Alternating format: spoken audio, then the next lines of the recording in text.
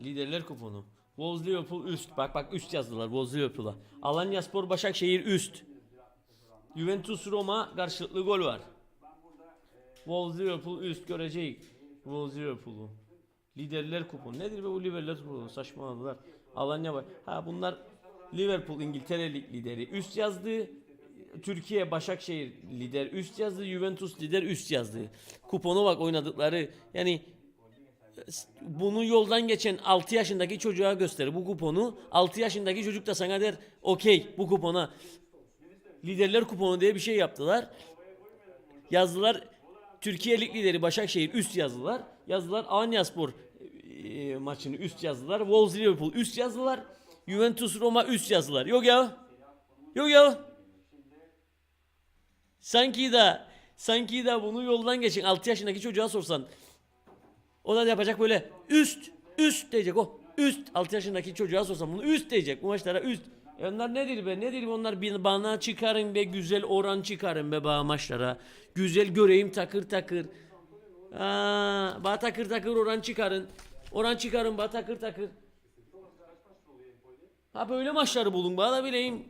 Yok bana 10 kişinin 9'unun söyle sonra da maç öyle bitmedi. Nasıl öyle bitecek? Bütün dünya buna böyle oynar. Sen zaten maç öyle bitecek. Bütün dünya bunu oynar. Ne filmler döner, ne filmler. Bunlar zanneder. Başakşehir cuup yenecek Alanya'yı. Cuup. Ama ne ya sen de bekle bakayım. Kolay mı ya? Nasıl? Kolay mı? Ha.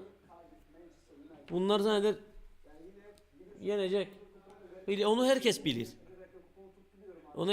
Yazsın. Başakşehir win, bilmem kim win, büyük takımlara yazdı. Juventus win, bilmem ne kim win.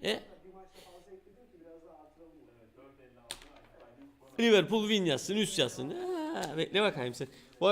Bu akşam seyredeceksiniz kurtları. Wolverhampton Wanderers be baylar.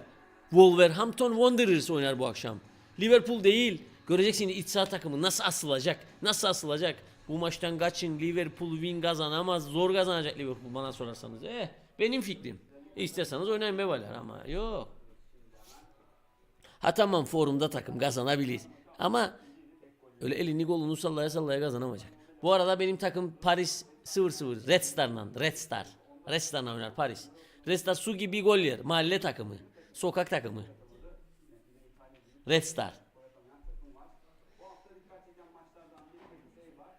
Evet bakayım.